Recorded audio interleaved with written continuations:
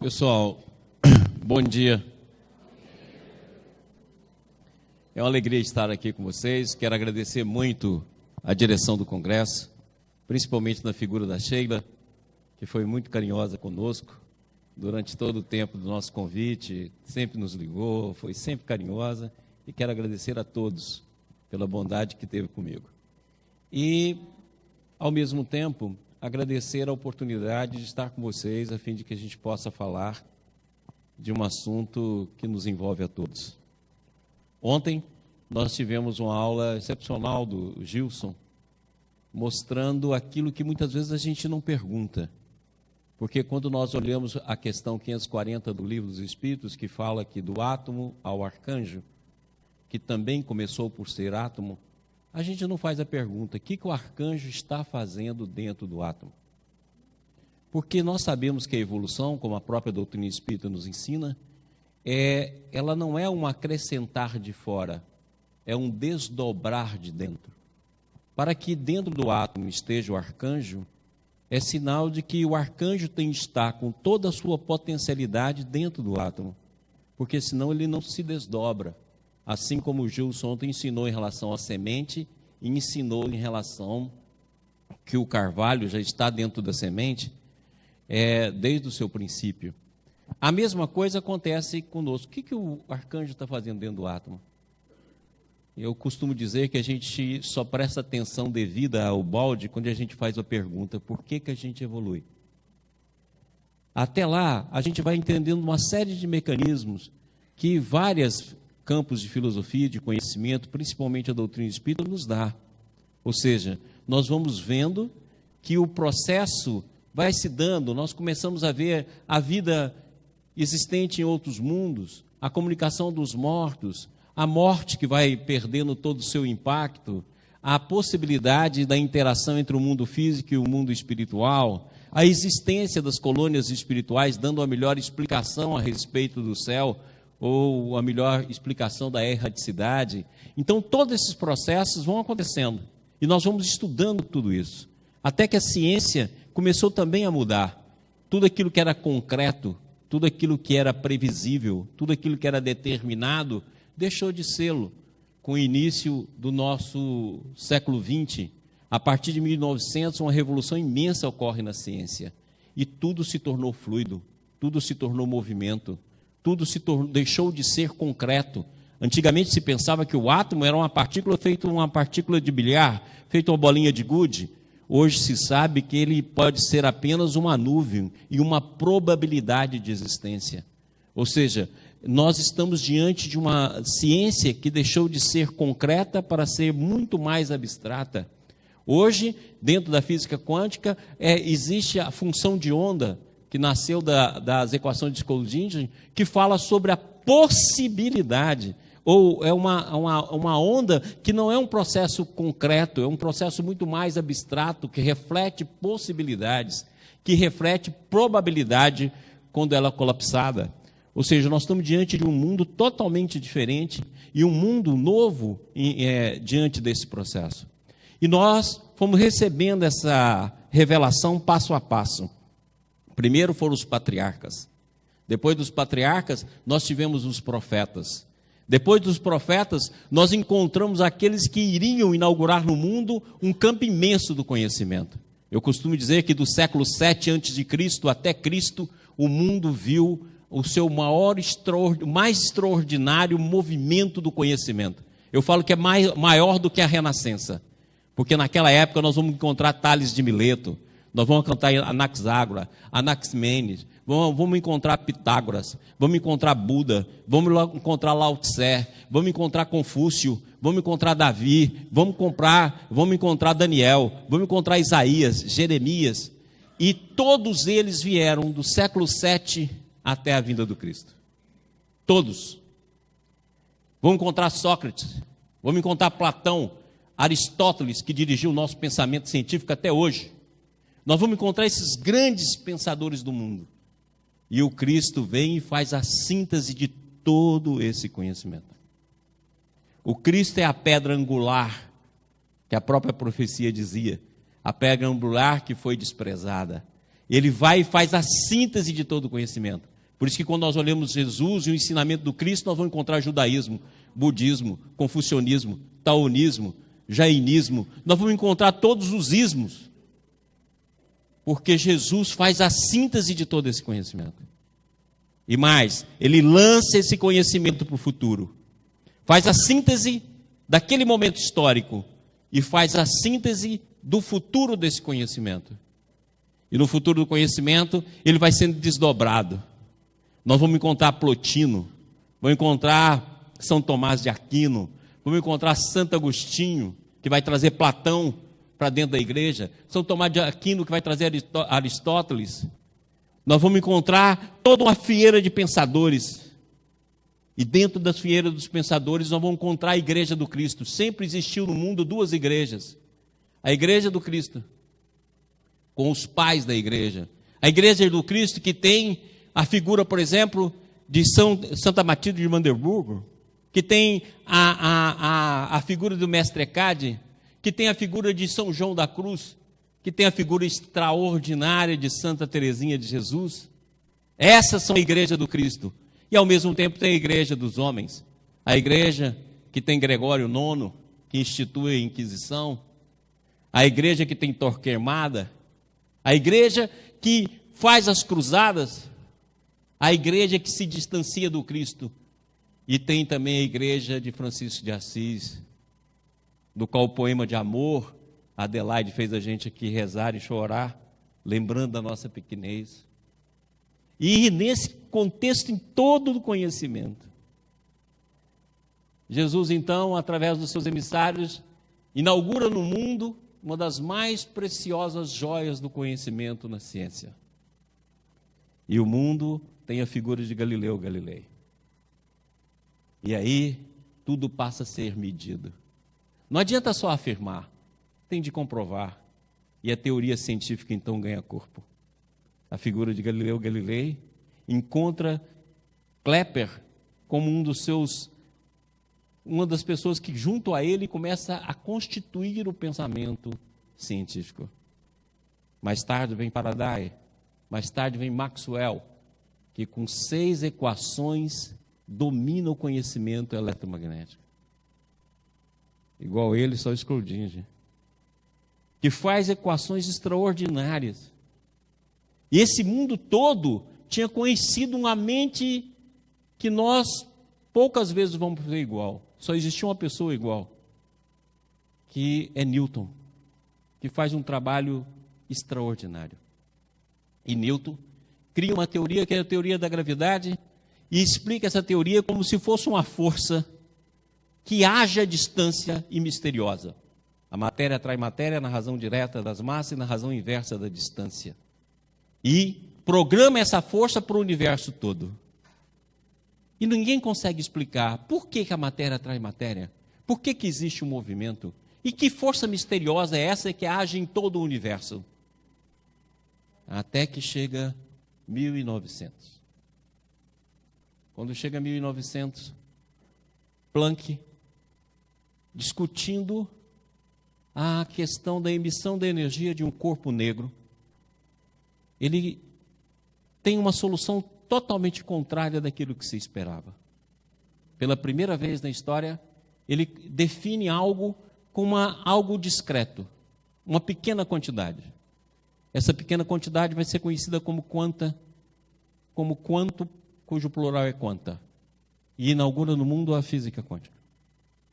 Essa física quântica vai encontrar 5 anos depois, 1905, com Albert Einstein, ele lança 3 artigos extraordinários. Esses 3 artigos ficaram conhecidos como o efeito fotoelétrico, o movimento browniano e a teoria da relatividade restrita. Isso em 1905, com 26 anos, sentado no escritório de patentes em Berna, na Suíça. Ele escreve esses 3 artigos. E esses 3 artigos mudam completamente o mundo. Primeiro, a força misteriosa que estava definida como força da gravidade ganha uma descrição local. Ou seja, a força da gravidade existe porque uma massa presente no espaço deforma o espaço. Como? deforma o espaço. Ou seja, então o espaço é um lençol? É isso. O espaço passa a ter vida. O espaço passa a ser um plasma. E dentro desse plasma, a matéria, junto a essa matéria, ela passa a ter massa e a desviar, inclusive, um raio de luz. Como ficou provado aqui em Sobral, na expedição que veio testar a teoria da relatividade. Ou seja, nós passamos a ter um espaço que tem vida. Então, hoje, o antigo aforisma que a doutrina espírita mostra na sua questão 540, do átomo ao arcanjo, hoje nós podemos dizer do espaço ao arcanjo, que também começou por ser átomo, que começou a ser espaço. O espaço hoje é vivo. É do espaço e dos vórtices que existem no espaço que nascem os quarks, que vai formar os prótons.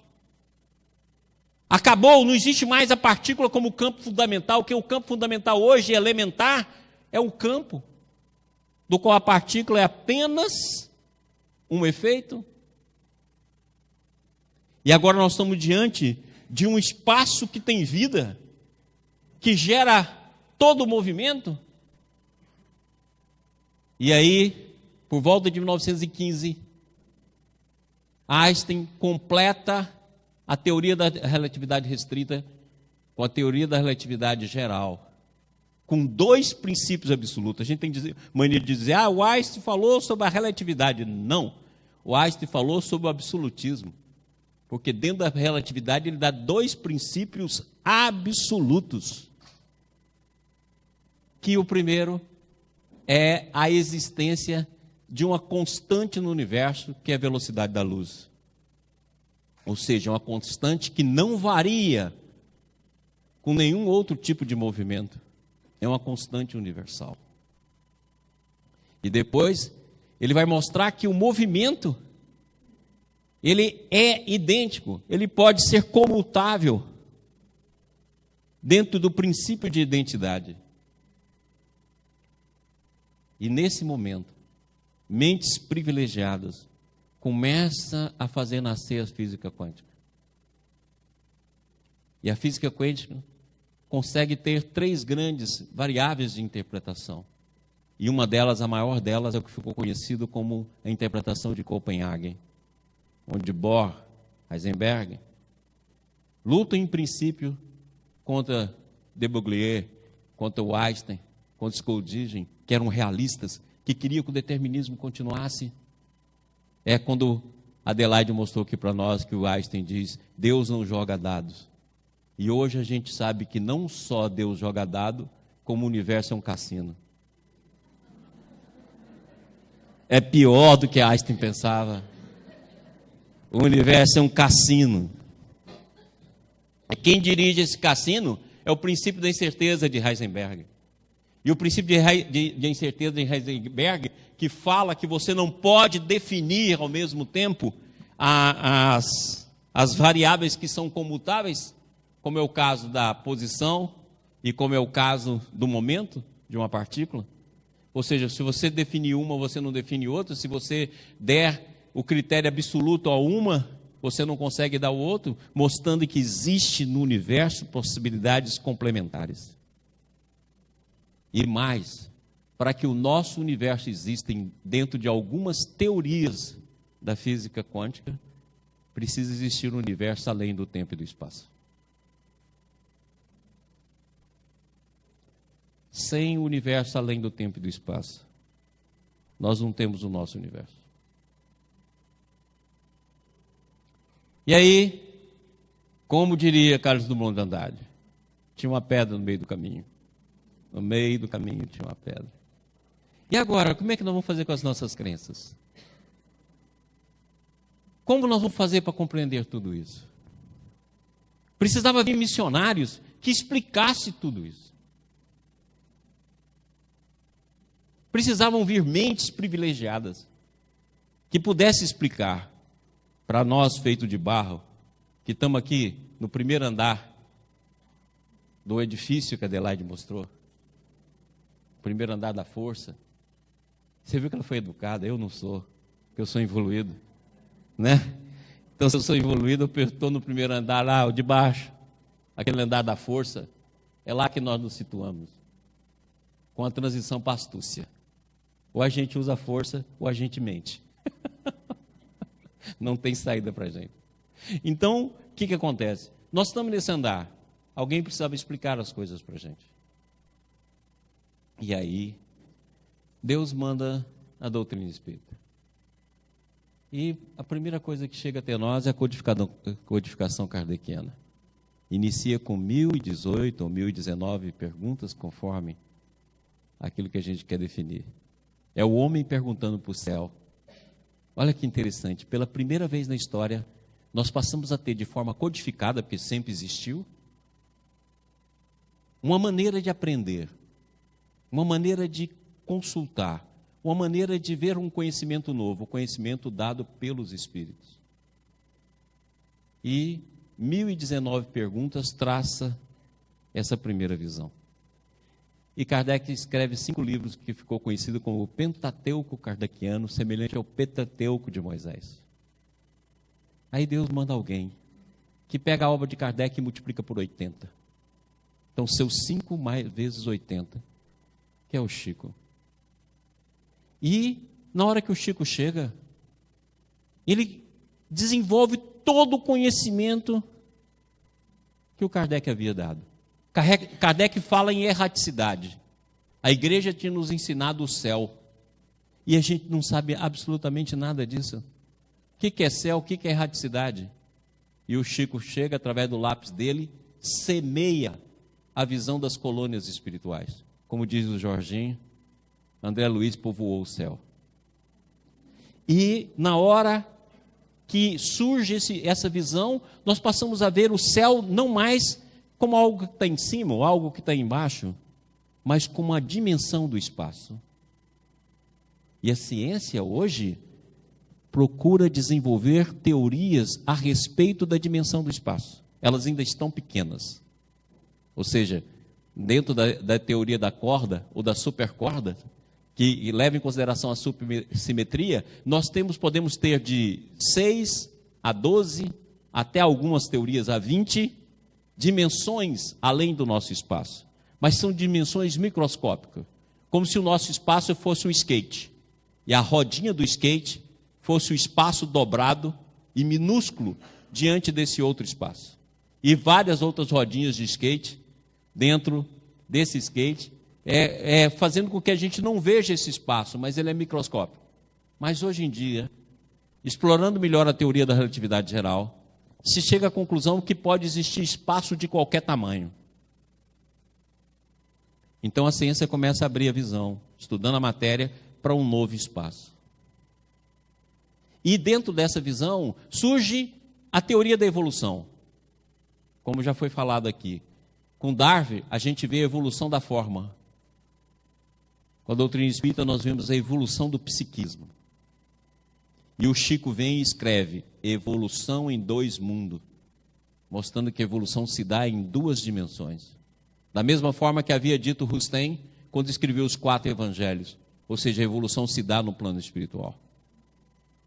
Isso posto, começa a entender a mediunidade nos seus efeitos magnéticos.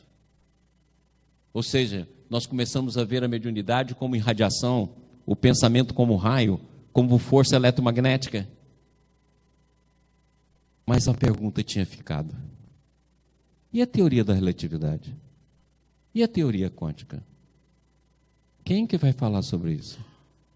Quem que vai unificar essas forças dentro do campo da religião e da filosofia? Quem vai dar rumo? Aí aparece a figura do Wald, que nada mais fez do que desenvolver o conhecimento da evolução nas suas causas últimas. E nada mais fez do que pegar a teoria da relatividade e desenvolvê-la no seu campo maior, que é o campo do espírito. Einstein, o Baldi não complementa só Darwin, complementa toda a física quântica e toda a teoria da relatividade e todo o trabalho que o Einstein fez. Sem ele, a gente não entende o que está acontecendo na ciência hoje. Podemos fechar os ouvidos, mas os nossos ouvidos são curiosos. Nós queremos saber e queremos saber porque sabemos. E é Ele então que ilumina. E Ele escreveu 24 livros para falar sobre isso. Mais de 10.000 páginas. E aqui a gente tenta fazer um resumo. Para que a gente possa beber um pouco da beleza de toda essa obra. Eu costumo dizer que se nós pegarmos o balde, pegarmos o Chico, pegarmos Kardec, pegarmos Rustem, é um edifício que tem suas bases nos patriarcas e nos profetas, como eu disse aqui. Agora tem gente que só vive no andar desse edifício e fala que o resto não existe. É antidoutrinário. Antidoutrinário quer dizer anti-eu mesmo. Porque se é doutrina dos espíritos, só eles podem falar que é antidoutrinário. Certo? Tem gente que nega os andares. Tem outros que quer passar de um lado para outro pela parede. Aí bate a cabeça na parede. Mas como? Kardec disse isso, o balde diz aquilo. Não, é um edifício. O edifício tem porta, o edifício tem janela aberta para o infinito. O edifício é iluminado pelo sol do Cristo. Tem andares. E as passagens e as comutações e a compatibilidade tem de estudar muito. E o conhecimento não é de graça. Se um ato de bondade, como disse Adelaide nos ensinou, vale mais do que a conquista científica, uma conquista científica não se faz sem um ato de bondade. Como diz o balde, se nós não amarmos o fenômeno não se revela a nós. É diante desse cenário que nós vamos começar a nossa jornada. Tentar fazer uma síntese de tudo isso.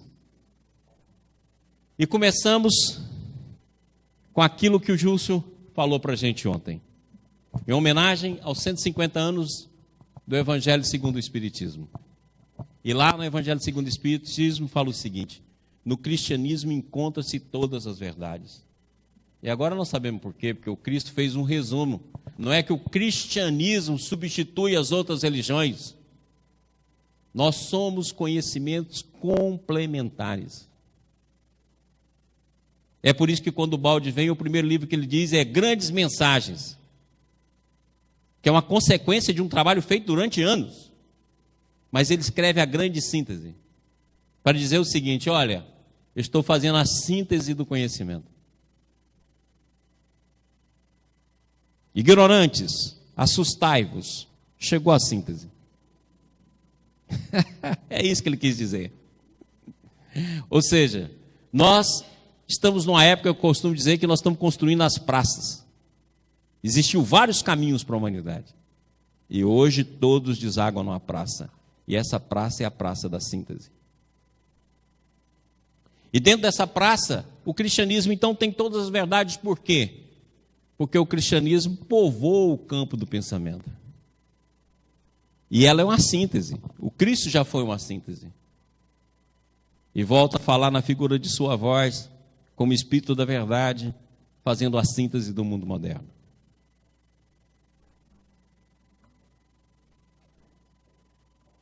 Muitos pontos do Evangelho, da Bíblia e dos autores religiosos em geral só são incompreensíveis, alguns até parecem sendo irracionais, por falta da chave que permite se aprenda o seu verdadeiro sentido. Então, quando a gente lê lá o Velho Testamento, a gente fala, está ultrapassado. Desconfie dessa palavra. Talvez ultrapassado seja você. Certo? Porque não tem a chave para resolver. E nós fomos obtendo essa chave. A chave da reencarnação. A chave da mediunidade. A chave da queda. Sem queda não se entende o Evangelho. O Velho Testamento, então, disse Deus, faça-se a luz.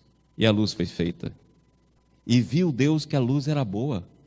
Ora, Deus falando, olha que beleza que eu criei. Mas se nós entendemos ontem com o Jucinho aqui, que falou para a gente, olha, Deus atua no mundo através dos seus emissários.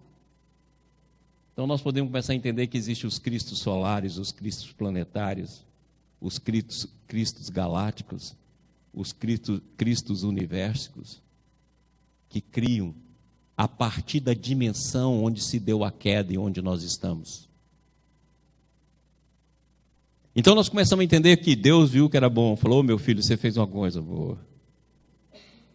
E lá no Evangelho de João ele começa: no princípio era o Verbo, e o Verbo estava com Deus, e o Verbo era Deus. Tudo que foi feito por Ele. Nada que foi feito sem Ele. Olha o Espírito e a criação divina verdadeira. No princípio era o Espírito. O Espírito estava com Deus, e o Espírito era Deus. Tudo que foi feito pelo Espírito. E nada que foi feito sem o Espírito.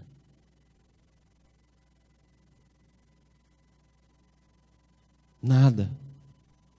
Então, se nós não tivermos essa chave, o Evangelho se torna palavra morta. A mesma coisa se não tiver a chave dos ensinos de Ubaldi, adeus ciência atual. Eu vos digo, em verdade que são chegados os tempos em que todas as coisas hão de ser restabelecidas no seu verdadeiro sentido, para dissolver as trevas, confundir os orgulhosos e glorificar os justos. Muitas vezes a gente fala assim: eu estou confuso quando eu leio o Ubaldi. É claro, é para confundir os orgulhosos. Está correto. Os orgulhosos têm de ficar confusos. Eu leio e fico confuso. É isso mesmo. A obra veio para confundir os orgulhosos. Está claro? Agora, quem é justo, glorifica-se. Não é o nosso caso. O meu, então. Mas é para confundir mesmo. Mas tudo vai ser restabelecido no seu verdadeiro sentido. E olha que coisa extraordinária. Nós inauguramos o mundo em 1900 com a teoria quântica e logo depois a teoria da relatividade. Por volta dos anos 70 e 72, o Ubaldi desencarna. Em 2002, o Chico desencarna. E todo o edifício está pronto.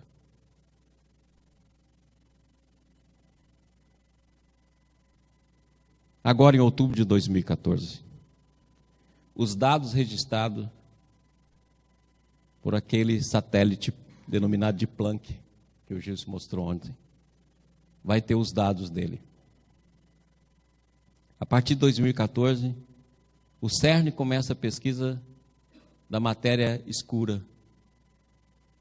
E um novo mundo vai vir por aí. Agora, como entender esse mundo se nós não tivermos uma ciência espiritual? Nós que queremos desenvolver as coisas do Espírito. Como diz Adelaide, existem cientistas, e ela mostrou aqui alguns, que falam sobre Deus. Mas tem um monte deles que ainda estão situados na visão agnóstica. Um deles, talvez uma das mentes mais brilhantes que o nosso século e a nossa terra já teve, chamada Paul Dirac. Paul Dirac tinha uma frase maravilhosa, ele falava assim: Deus não existe e Dirac é seu profeta. Esse homem que tinha essa visão foi o cara que descobriu a antimatéria. Olha que bacana. O materialista descobriu a antimatéria. Desenvolveu a equação tão extraordinária que fez a previsão da existência da antimatéria, que 2 anos depois foi descoberta. O antielétron, o pósitron. E a equação era tão extraordinária que ele tem uma frase que também é linda. Ele fala assim: a equação é mais inteligente do que o autor. Para mostrar que a intuição que o Ubaldi vai colocar como método científico. Muita gente fala assim: o Ubaldi não é espírita, e nem deveria. Porque o que existe de pior está na doutrina espírita, é nós. Falou assim: quem que já bagunçou o catolicismo? Eu. Quem já fez o fanatismo no protestantismo? Eu. Quem estragou o budismo? Eu. Encarna tudo como espírita.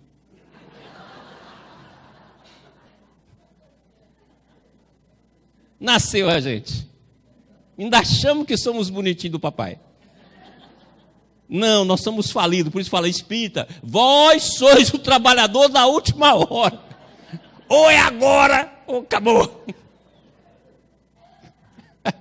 Bendito é aquele que desde a primeira hora trabalha na seara do Senhor. Mas vós sois o trabalhador da última hora. Ou encara agora, meus amiguinhos. Ou vamos de novo. Ou seja, é aqui, o Baldi usou a mente e a mediunidade como pesquisa científica. E hoje a ciência está num momento dificílimo, porque não tem como provar determinadas teorias. O método científico vai ter de ser mudado. Não retornar à época de Aristóteles, mas vai ter de ser mudado. Não vai ser possível mais medir. E aí o Baldi antecipou esse método. Ou seja, nós podemos pesquisar o universo pela intuição. A mente é um aparelho de pesquisa. E ele usou isso à última consequência. Então o Baldi não é um médium comum que recebe e plasma uma mensagem. O Baldi é alguém que pesquisa o céu a partir da própria elevação. Por isso que ele diz, as palavras que eu escrevo é suor, lágrima, sangue. Porque para ver ele teve de evoluir. O Baldi do primeiro livro não é o Baldi do último livro. Tinha mudado tudo, até a própria substância. É desse cara que nós estamos falando aqui nesse congresso.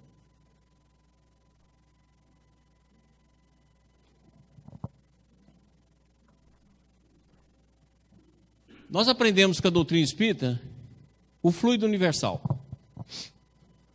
Aí a gente fala assim, não, tem a matéria, tem o espírito e tem o fluido universal. Aí quando você pergunta, o que é fluido? Ah, fluido é fluido. O que quer dizer fluido? Ah, uma energia. E a gente acha que energia é substância. Ora, a energia nunca foi substância. Energia é movimento. Coloca lá, energia é a equivalência de matéria e energia. Energia é igual a M vezes C ao quadrado. CI significando a velocidade da luz. Olha, energia é igual a massa vezes a velocidade da luz. Como é que alguma coisa pode ser a massa vezes a velocidade da luz? Por que isso? Aí a gente fala assim, não, a energia potencial vira energia cinética, que vira energia calorífica.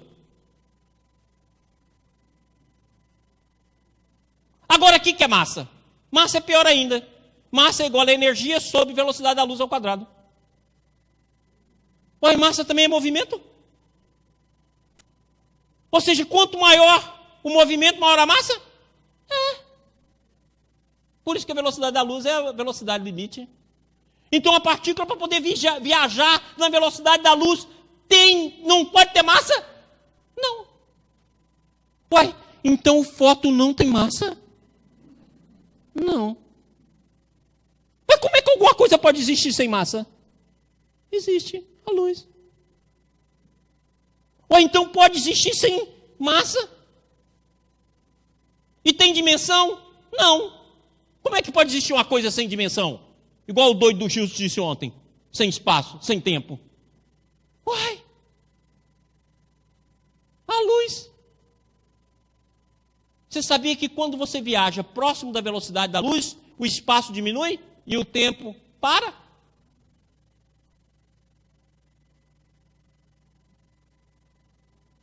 E se existir velocidade acima da luz? Vem com essas caras assim, olhando para mim assim, não. E se existir? Se existir velocidade acima da luz, como alguns falam, nós podemos ter 3 tipos de partícula.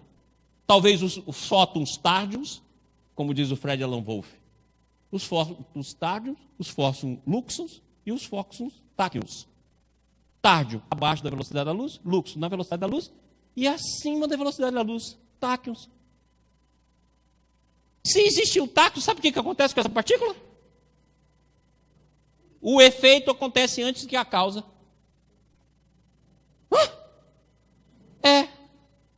Com os táquios, se você dá um tiro no revólver, primeiro vê o efeito, para depois ver a causa. Uai! Então será que a mente de um grande profeta não é uma mente construída com fótons mentais táquions, que vê o efeito antes da causa e descreve, anunciando para que a gente evite?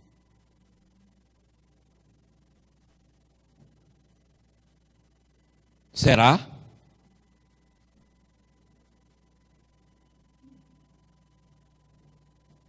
E se nós viajarmos na velocidade acima da luz, acabou o tempo, acabou o espaço. Então, espaço e tempo é uma dimensão da consciência.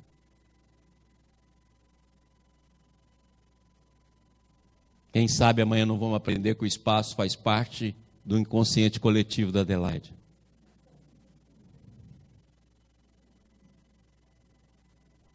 E como a gente caiu, por isso que o universo está em expansão. Nós estamos fugindo um do outro até hoje. Você vê que é dificílimo a gente amar, a não ser por interesse. Não é não? Eu amo meus filhos. Mentira. Vem não, que eu também sou evoluído e sei. Aí a gente falou assim, não, mas tem o fluido universal. Mas o que é o fluido universal, criatura? É o fluido. Onde está o pensamento de Deus? Muito bem, onde está o pensamento de Deus? E o pensamento de Deus? Qual é a velocidade do pensamento de Deus? Virgem Maria. Se pode ser táquios, ver o efeito antes da causa, então eu começo a compreender que Deus é onisciente e onipresente.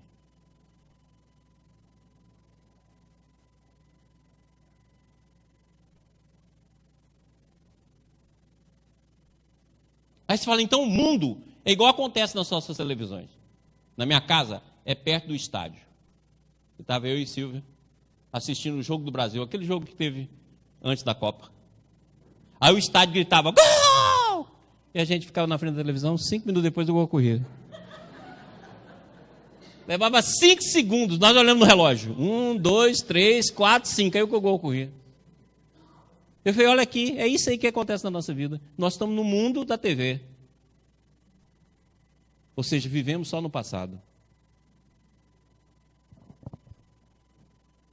Você acredita que a luz de Andrômeda, que o Gilson falou aqui ontem, é uma luz que saiu de lá há 2,6 milhões de anos atrás? Nós não tínhamos chegado no Homem Sapiens ainda. E você olha para o céu, ai que lindo. Você está vendo o passado. De 2,6 milhões de anos atrás.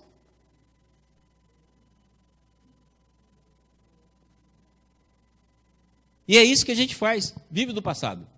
Se como desencarnados começamos a examiná-lo na sua essência profunda, para os homens da Terra o éter é quase uma abstração. De qualquer modo, porém, busquemos entendê-lo como o fluido sagrado da vida, que se encontra em todo o cosmos, fluido essencial do universo, que em todas as direções é o veículo do pensamento divino. Isso que é o fluido universal. É um plasma. E olha que a ciência começa a entender hoje o espaço como plasma. O fluido cósmico, André Luiz, é o plasma divino, hausto do Criador, ou força nervosa do Todo Sábio. Nesse elemento primordial vibram e vivem constelações e sóis, mundos e seres, como peixes no oceano. Se nós vivemos no fluido, como peixes no oceano, olha, se eu quiser dar um tiro nesse peixe, eu tenho de passar pela água. Então não existe acaso em nenhuma manifestação do nosso universo. Porque, como diz lá Atos dos Apóstolos, nele vivemos, nele nos movimentamos e nele existimos. Então é assim que ocorre. Nós estamos dentro do oceano da vida, mergulhado em Deus. Então, como diz o Geoffrey, ou seja, a consciência é a água do oceano infinito do espírito. E todos os fenômenos surgem como modificação dessa substância única, ou ondulação no ou do oceano da consciência cósmica. Então, a base da vida é a totalidade.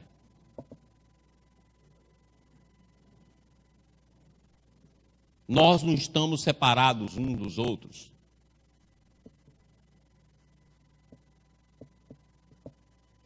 A separação, como disse o Gilson ontem, é uma ilusão e a maior de todas.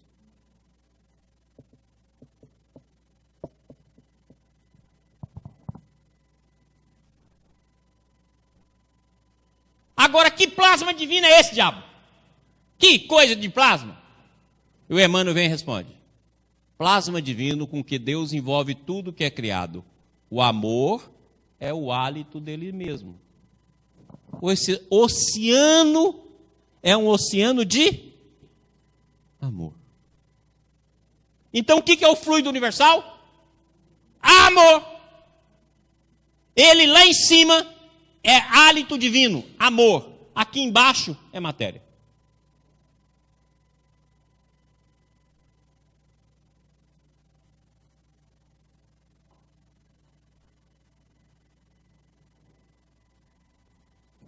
Então, amor. Nós movemos tudo para o amor. Então, todas as leis da vida é amor. Então, qual é o movimento cinético da queda? O movimento do amor. Você fala assim, mas um dia você falou que a gente caiu por orgulho, por egoísmo. E o que é egoísmo e orgulho? Amor a si mesmo. Mas é amor.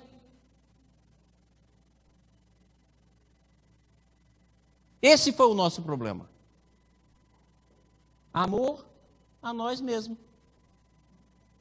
Tanto é verdade que Jesus falou assim, gente, nós precisamos aprender a amar o próximo. Aí a gente falou assim, mas como, Jesus? Ama o próximo como a ti mesmo. Ah, entendi.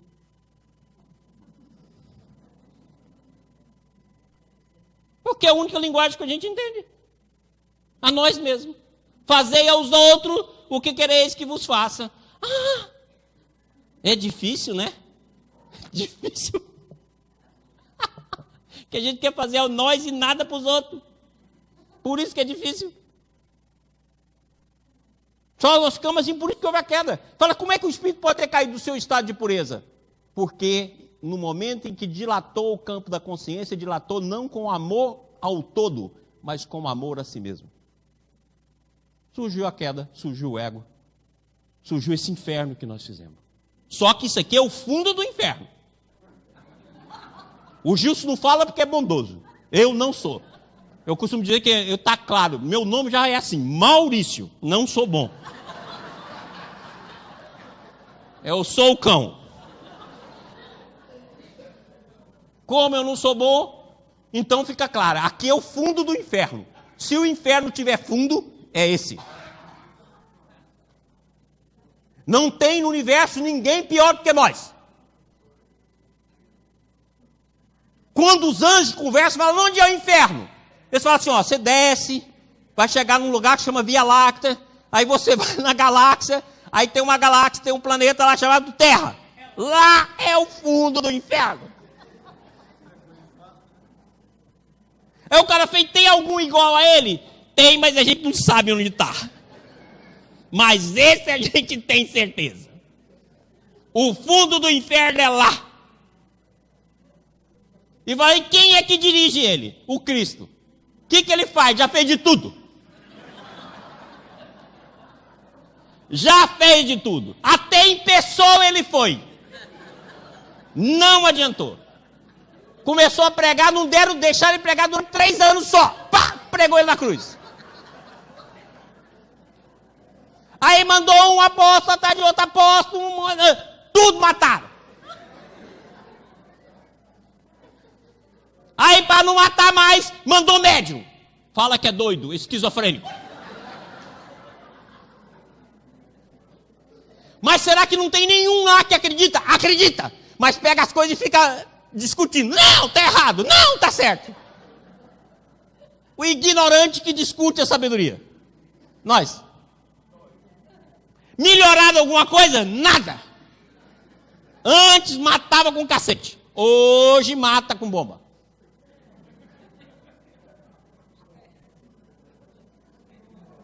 Fala, não, mas tem pessoa que não mata.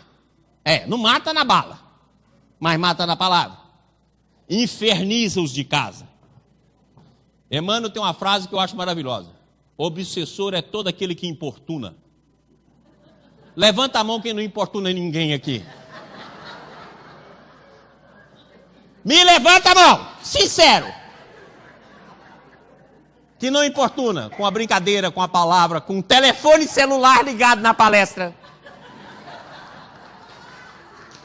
Quem? Adelaide, um anjo do céu, contando as coisas que ela vê no céu para nós, e nós com o celular. Alô? Tem cabimento a coisa dessa? Então nós somos assim. Então olha só que bacana. Olha o que o Gobaldi fala. Mas não vai nem, né? Olha lá. Pietro Baldi. Deus é tudo. Nada pode existir além de Deus. Para criar Deus não podia deixar de recorrer à substância de que ele era feito. Qual era a substância de Deus? O amor. Então de que nós somos feitos? Ah, meu Deus, olha que trem bonito. A substância que nos dá vida é o amor. Por isso que o Baldi fala assim, Deus, vida, é a mesma coisa. Você fala, onde está o Deus em mim? Na manifestação da vida. Isso que a gente chama de vida e que você sente, isso é a presença de Deus em ti. Olha lá, olha o evoluído. Olha o evoluído. Eu não estou falando? Evoluído é desse jeito. E fala, mas como? Eu estou precisando do meu celular. E quando não existia? Olha a evoluída saindo. Muito bem. Então presta atenção. Nós somos feitos da substância do amor.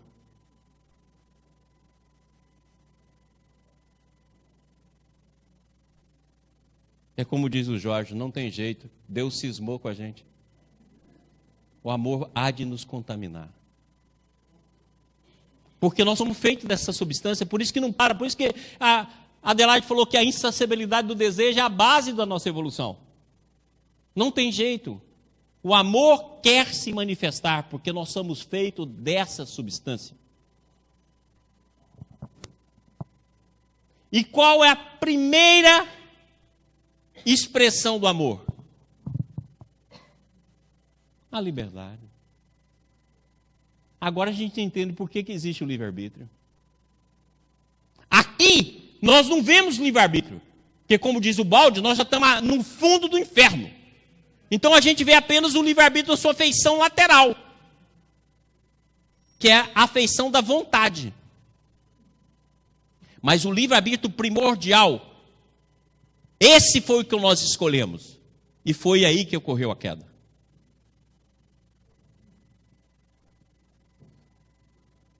Antes que qualquer coisa tivesse princípio, fora do tempo, nascido depois, existia Deus, que foi e será sempre o todo. Fora do tempo, nascido depois, o tempo surge com a queda. Por isso que fala assim, no princípio, Deus criou o céu e a terra. Por quê? Porque o céu já existia, que era o sistema. Mas na hora que criou o anticéu, foi o antissistema. Por isso que fala, criou o céu e a terra. Porque a partir do que existia, criou o que não existia. O antissistema. Por isso que é no princípio, porque surge o tempo.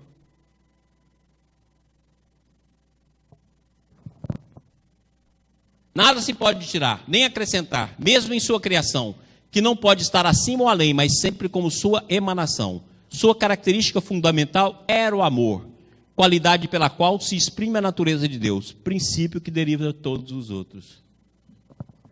Então, tudo é derivado do amor.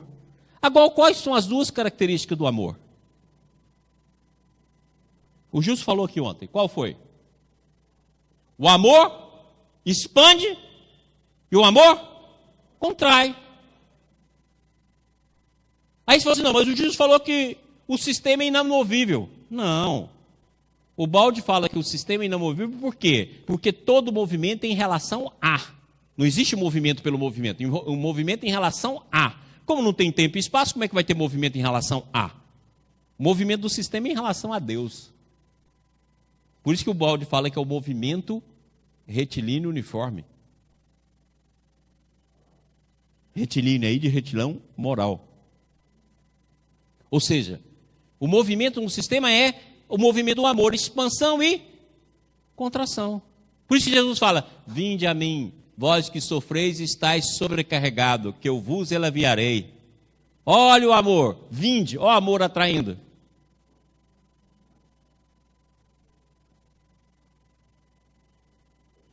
Que vocês possam amar uns aos outros como eu vos amei. Olha o amor expandindo. Todo o movimento do universo, toda a cinética do universo se baseia nesse princípio, por exemplo, do amor. Por isso que o amor aqui embaixo é magnetismo. Consequentemente, eletricidade. A força fraca, a força forte e a força da gravidade nada mais é do que forças do mesmo princípio do amor. Contração e expansão. E tudo se movimenta. Então fica fácil da gente entender. O universo nasce por contração. Cresce por expansão. Nós contraímos e expandimos, como o Justo mostrou ontem. Contraímos e expandimos, contraímos e expandimos. Então como é que foi no sistema para que a gente caísse? Então a gente expandia em Deus e contraía em nós mesmos. Em um determinado momento nós contraímos e ficamos presos ao amor a nós mesmos. Surgiu a queda. Da queda gerou o egoísmo. Como diz o livro do Espírito, é o pai de todos os vícios. E isso a gente entende bem. Aí nós somos PhD. Não, aí não precisa ninguém ensinar nada para a gente. Então o que nós podemos dizer? Olha esse gráfico aqui que nós fizemos. Como é que agora fica fácil da gente entender aqui, ó. O Balde diz que Deus absoluto aparece à criatura como imanente e transcendente. Então você viu que o Justo falou, o que a gente faz no sistema? A gente contrai em Deus emanente e expande em Deus transcendente. Porque Deus é o Pai de todas as possibilidades infinitas. Olha que bacana, gente. Se você perguntar ao Espírito do sistema, o que vocês fazem aí? Ele fala, eu experimento as possibilidades infinitas de Deus em cada agora.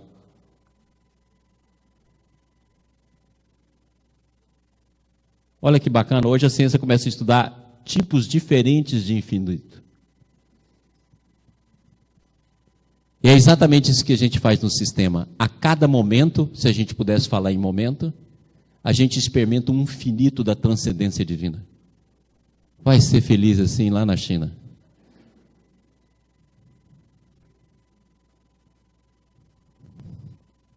Depois, é o amor, que é a substância divina. Esse amor é a substância da vida, é a que nos origina. Esse amor, então, com a queda, criou-se o fluido cósmico universal. Ou seja, o universo está mergulhado num oceano de amor. Por isso que ele está mergulhado no oceano de vida. Esse fluido cósmico é essencial em todas as direções do universo. Aí ele vai para subdivisões do fluido cósmico. Por exemplo, o fluido vital, que Kardec descreve tão bem. Depois o campo eletromagnético. Hoje está se chegando no campo de Higgs. Hoje está se chegando a várias concepções que provavelmente pode ser um campo eletromagnético que dá massa às partículas. Depois nós temos o pensamento, que é o mesmo campo eletromagnético. Depois nós temos a energia. Depois nós temos o éter, que a ciência descartou. Mas segundo Ibaldi, o éter é a transição entre a matéria e a energia. Assim como pensava Tesla, que achava que o éter continuava existindo e tinha espaço na ciência, nós vamos ter de esperar isso aqui voltar. Aí surge a matéria. Nós na fita. Olha aqui. É nós. Por isso que os Espíritos falam, matéria, o corpo físico é matéria, o perispírito é matéria. Não tinha outro nome para dar, deu semimaterial. Podia dar assim, matéria de involuída. Mas ficaram com dó. Aí, semimaterial. Entendido? Aí, evoluindo. Olha que bacana. Então, o que vem a ser o fluido cósmico universal? Deus, amor, campo eletromagnético, matéria. Quanto mais perto, amor. Então, nós estamos num oceano de amor. Por que dá problema na nossa consciência quando a gente faz o mal? Porque a gente age contra o oceano.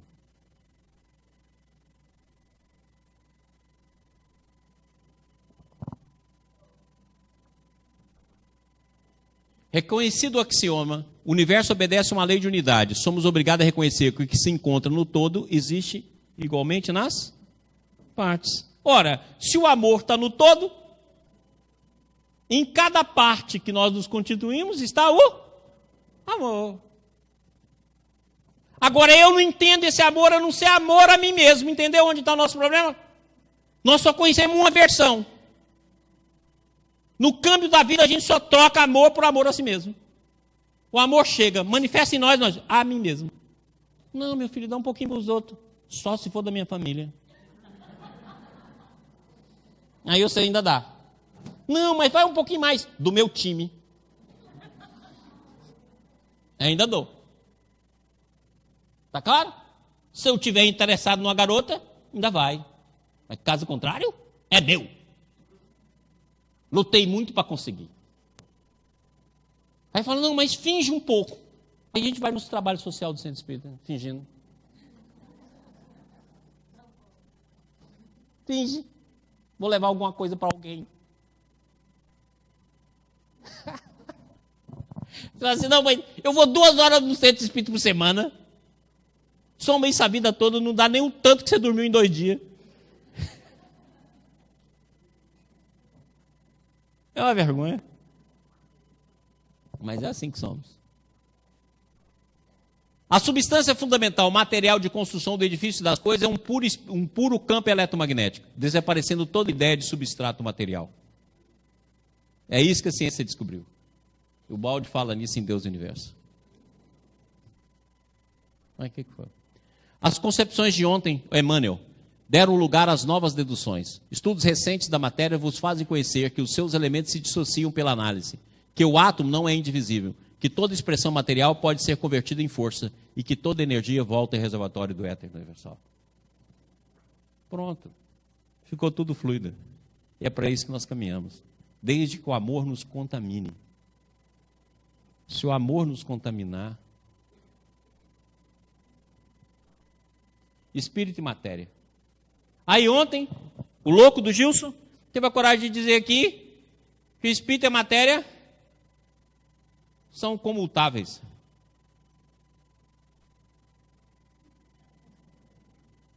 Mas será, Jesus? E olha só que olha o que Emmanuel fala. Isso é de Emmanuel. É lícito considerar espírito e matéria como estados diversos de uma forma essência imutável, chegando dessa forma a estabelecer a unidade substancial do universo. Isso não é o de Ubaldi, não. Isso é de Emmanuel. O espírito e matéria como estados diversos de uma forma de essência imutável.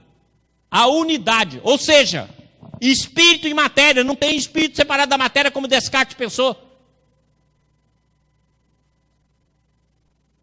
Espírito e matéria é a mesma substância. Não precisa ter substância intermediária. E a unidade é em cima disso que o Balde escreve toda a sua obra. E vai dar o nome de monismo. Monismo? Que palavra estranha.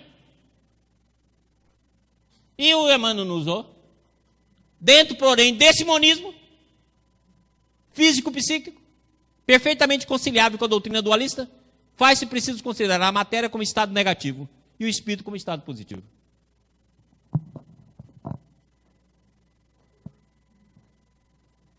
Isso é de Emmanuel. Monismo. Única unidade. Espírito e matéria, a mesma substância, é o que o Baldi escreve.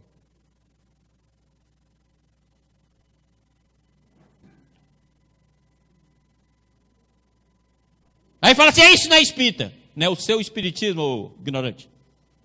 Vá estudar. Está aí, monismo. É isso que o Baldi vai falar. Ou seja, o espírito é a matéria no seu estado positivo. E a matéria é o espírito no seu estado negativo. O que aconteceu para criar isso? É o que o Baldi explica. Se tudo é amor e tudo é liberdade, fica fácil de entender.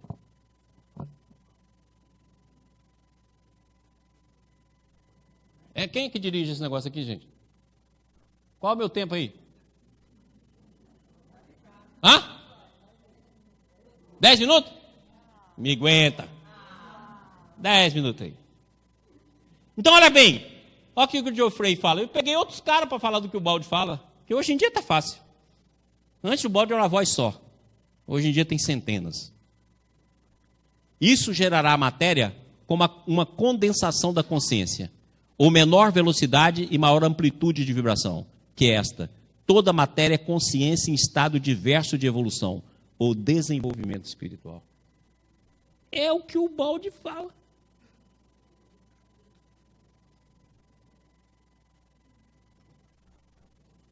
Aí, para não ter dúvida, olha o que Emmanuel fala. O mineral é atração, o vegetal é sensação, o animal é instinto, o homem é razão, o anjo é divindade.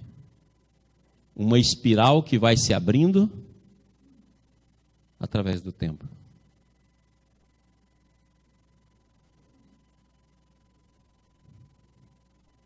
No nosso caso o mineral é atração, o vegetal é sensação, o animal é instinto, o homem é burrice e o anjo é divindade. Essa é a nossa versão. Nós. Olha lá que bacana. O Bentov fala a respeito do espectro da consciência, que é a mesma coisa que o Baldi fala. Então aqui está o espectro eletromagnético. Aqui está o espectro da consciência. Espaço-tempo, subpartícula, átomo, mineral, vegetal, animal, homem, anjo, arcanjo. Podemos resumir do seguinte modo todas as afirmações acima. Parece que devido à capacidade da matéria para conter consciência, surge um espectro contínuo de realidades. Assim, uma rocha conterá menos consciência que uma planta ou um cão. Isso deixa a rocha um menor grau de controle sobre seu meio ambiente, um menor número de respostas possível e uma consequência menos livre-arbítrio, se é que se pode falar em livre-arbítrio de uma rocha. É isso que o Baldi ensina. Nós estamos vendo o mesmo conceito por outros autores. Agora o que Emmanuel fala? Falar o pensamento, você mostrou lá o pensamento? A eletricidade é energia dinâmica, o magnetismo é energia estática, o pensamento é força eletromagnética. Pensamento, eletricidade e magnetismo conjugam-se em todas as manifestações da vida universal, criando gravitação e afinidade, assimilação e dessimilação nos campos múltiplos da forma que serve a romagem do espírito para as metas supremas traçadas pelo plano divino.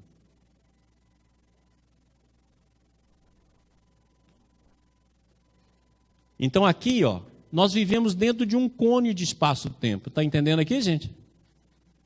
O espírito e, portanto, a consciência mortal, como reflexo seu, tem tanto um aspecto imanente em estado e tempo, quanto uma natureza transcendente, além do espaço e do tempo. Anispacial e atemporal. Então nós temos dois tipos de universo. O universo onde a gente vive, matéria, espírito e vibração. E o universo intrínseco, que é o sistema. Porque o universo que nós vivemos está contido no universo que nós vivemos. Então, por exemplo, aqui está uma definição de David Bohm, prêmio Nobel da Física, viveu no Brasil em 1952, foi professor na USP. E ele fala então de uma ordem. Além da nossa ordem, existe uma ordem implicada. Existe essa ordem que nós estamos desdobrada. Essa ordem implicada é o sistema de Ubaldi. E esse cara ganhou o prêmio Nobel. terminando. Pietro Baldi. A matéria, o universo estelar é uma ilha que emergiu do nível das águas do universo inferior. A segunda pulsação produziu uma emersão mais alta, a energia. A terceira, uma emersão utilíssima para vós, o espírito. É daí que nós nascemos. E aí, o Beethoven pergunta, qual era a natureza da nossa realidade antes que tivesse início o movimento vibratório? É claro que o estado não vibratório é a base desse último, que ao surgir transformou-se na nossa realidade física manifesta. Essa base não vibratória podemos dar o nome de proto-espaço absoluto. Esse proto-espaço absoluto é o sistema de Humboldt. E já que não dá, olha o tanto de coisa que eu preparei para falar para vocês. Não vai dar. Não reclame. Olha o tanto.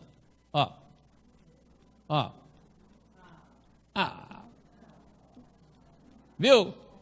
Quanta coisa eu queria falar para vocês? Pode deixar que eu falo depois. Mas pelo menos evoluído é assim, tem que ser pouquinho. Volta aqui, peraí. Volta aqui, filho. Não, volta ao último slide. Eu quero ler o último slide antes da gente ir embora. Pessoal, isso para mostrar como é que o amor está presente em tudo. Essa palavra final é a nossa palavra final para todos vocês. Recordando essa passagem de Baldi. Sinto Cristo como uma força irradiante, tal como a luz do sol saturando de si a nossa atmosfera espiritual, para que cada alma atinja como cada planta o sol, segundo a sua capacidade de receber. É a luz que desce generosa e imparcial, mesmo no lodo, e não se mancha, conduz pureza sempre renovada. É uma potência indestrutível, apesar dos assaltos do tempo, da caducidade das formas, dos obstáculos do mal. Vejo-a presente em cada momento, em cada ser, em cada povo, em cada civilização. A sua história é a história do mundo. Vejo-a mudar e avançar como um homem, seguindo-o passo a passo, alma de sua alma. Sinto-a adoçar-se à medida que as escórias no invólucro caem e a natureza mais sensível tem menor necessidade de empurrões violentos, até que Cristo, na alma unida, se torna um canto que tem a magia de anular a dor e realizar a redenção. Meus amigos, obrigado.